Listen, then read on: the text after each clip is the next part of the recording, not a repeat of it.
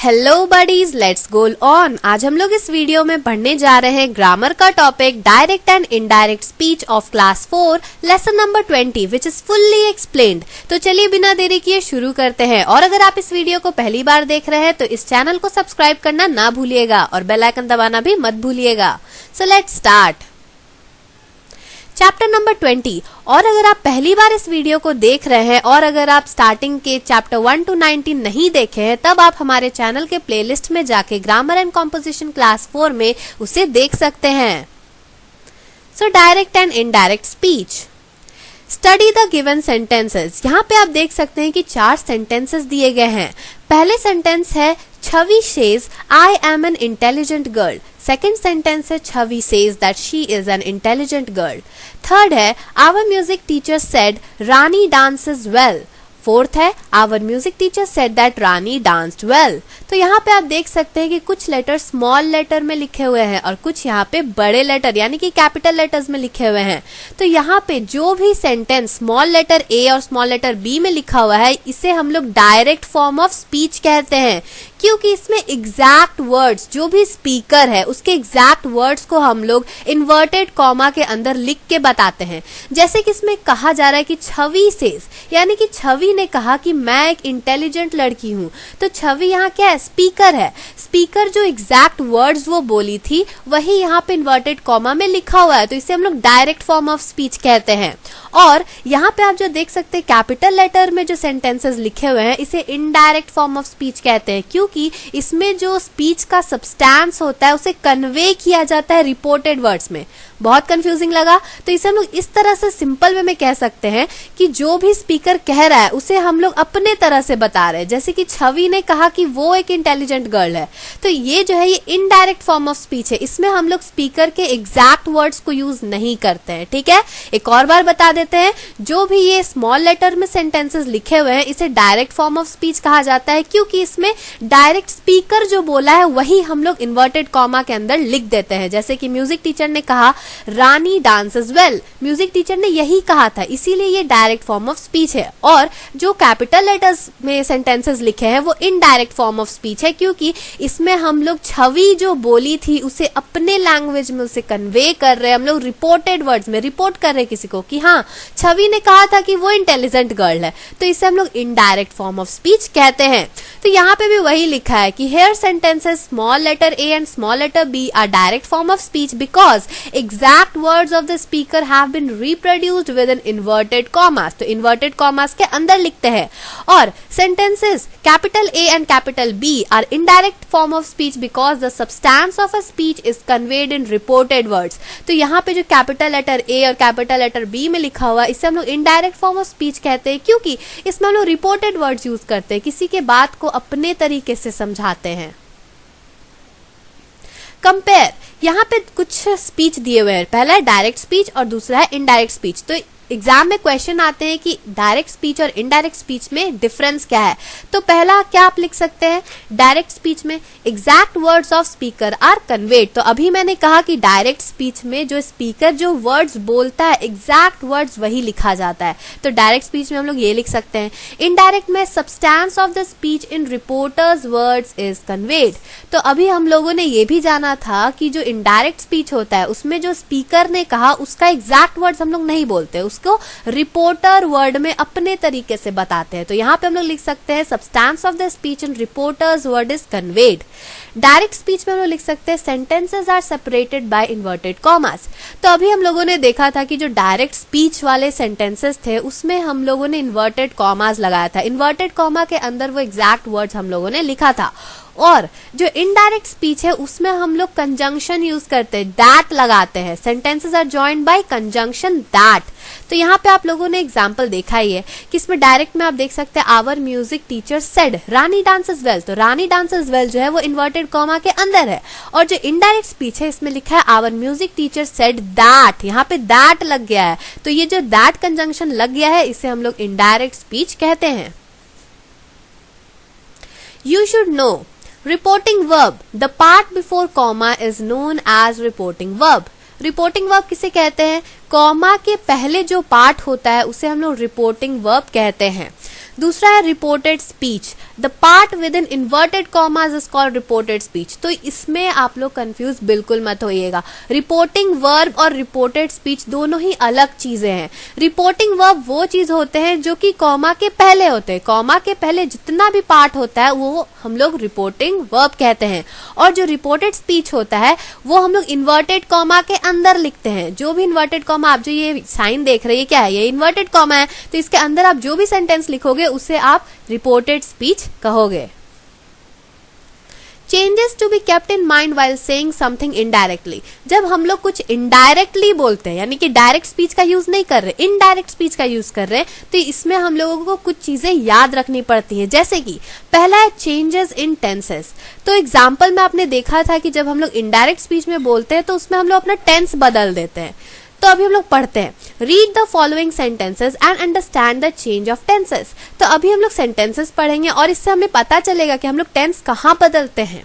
तो पहला दिया है डायरेक्ट स्पीच में, the teacher says comma inverted comma open the children are doing well. ये क्या है, ये डायरेक्ट स्पीच है। अब हम लोग इसे इनडायरेक्ट स्पीच में लिखेंगे, the teacher says that the children are doing well. तो यहाँ पे आप देख सकते हैं कि यहाँ पे टेंस नहीं बदला है, यहाँ पे कंजंक्शन ऐड हो गया है। Remember, if the reporting verb is in present और future tense, the tense of the reported speech remains unchanged. तो यहाँ पे जो लिख रहा है कि जो रिपोर्टिंग वर्ब है, रिपोर्टिंग वर्ब किसे कहते हैं, जो कॉमा के पहले होता है। कॉमा के पहले क्या है, सेज है, द टीचर सेज। तो अगर ये रिपोर्टिंग वर्ब प्रेजेंट टेंस और फ्यूचर टेंस में रहता है तब जो रिपोर्टेड स्पीच है, ये जो रिपोर्टेड स्पीच है जो इन्वर्टेड कॉमा के अंदर है वो नहीं बदलता।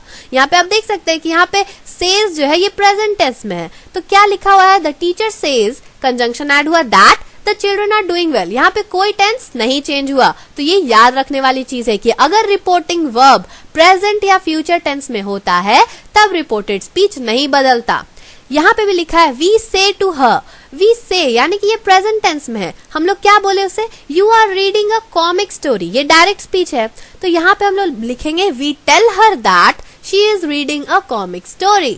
तो यहाँ पे हम लोगों ने यूज किया है वी से टू हर, तो यहाँ जो से है वो टेल में बदल जाता है, तो वी टेल हर, फिर कंजंक्शन हुआ that she is reading a comic story. यहाँ पे कुछ वर्डिंग्स चेंज हुए लेकिन टेंस नहीं बदला है। तो यहाँ पे आप देख सकते हैं कि जो रिपोर्टिंग वर्ब है वो प्रेजेंट और फ्यूचर टेंस में होता है तब रिपोर्टेड स्पीच नहीं बदलता।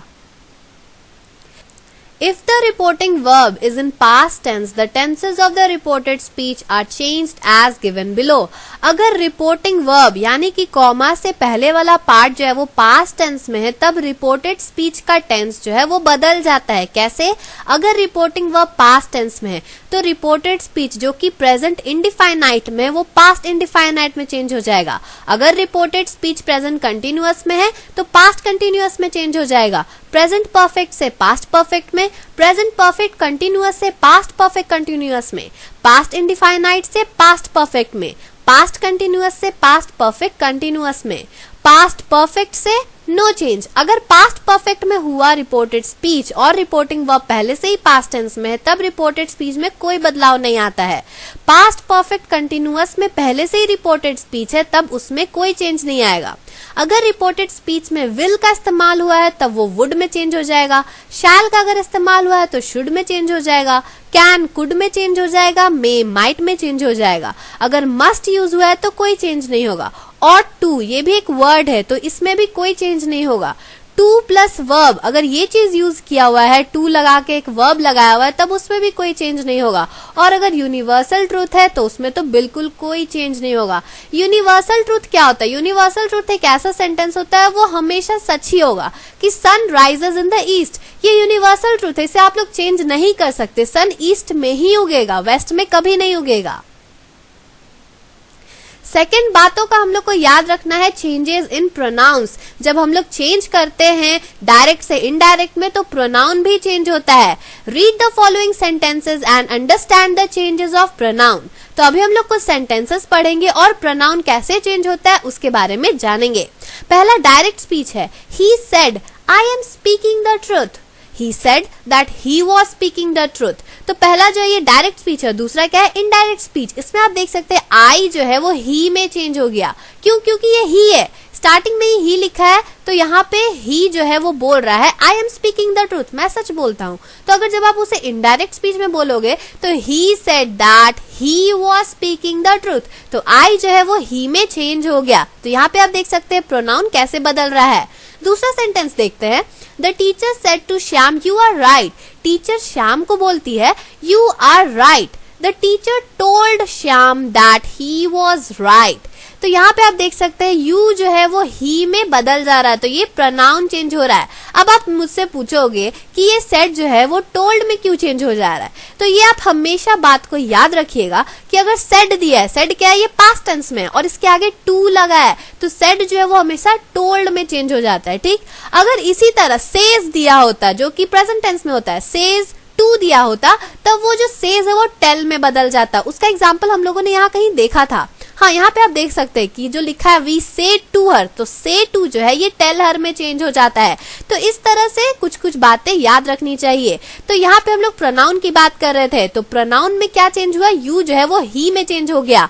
तो the teacher said to Shyam you are right, so the indirect speech will be the teacher told Shyam that he was right. Third example देखते हैं। Mala said to me my friend is a good singer.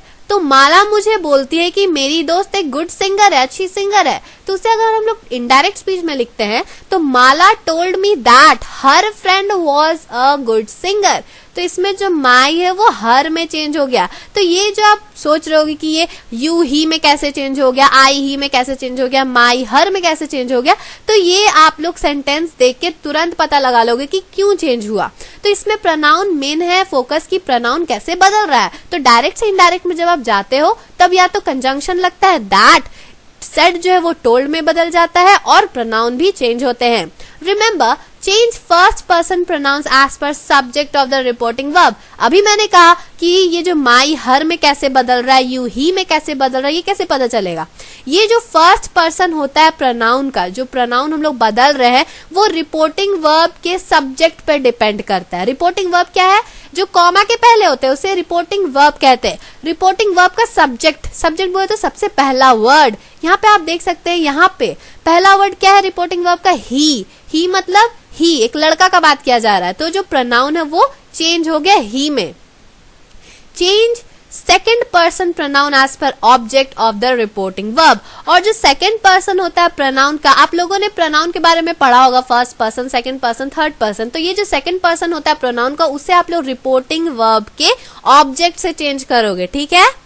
और जो third person होता है pronoun का वो change नहीं होता, इट रिमेन्स अनचेंज्ड।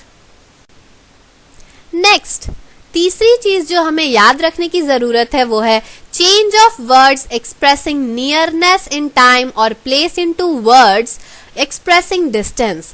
तो जब हम लोग डायरेक्ट से इनडायरेक्ट में बदलते हैं तब हम लोग किसी टाइम, प्लेस, ये सब को हम लोग डिस्टेंस, ये जो डिस्टेंस होता है ना, उसे हम लोग अलग वर्ड्स में एक्सप्रेस करते हैं।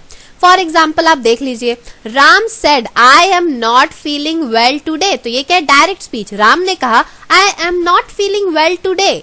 तो इनडायरेक्ट में हम लोग क्या लिखेंगे, Ram said that he was not feeling well that day. तो टूडे जो है वो दैट डे में बदल जाता है। सेकेंड एग्जाम्पल देखिए, the teacher said I shall start a new lesson tomorrow. तो टीचर ने कहा कि I shall start a new lesson tomorrow. तो इसे इनडायरेक्ट में कैसे लिखेंगे, the teacher said that she would start a new lesson the next day. Tomorrow जो है वो द नेक्स्ट डे में चेंज हो गया। तो remember to change if the reporting verb is in past tense. अगर रिपोर्टिंग वर्ब पास्ट टेंस में, यहाँ पे आप देख सकते हैं कि जो रिपोर्टिंग वर्ब है कॉमा से पहले वो पास्ट टेंस में सेड लिखा है, आईडी लगा है, तो यहाँ पे क्या है, ये सब पास्ट टेंस में लिखा हुआ है।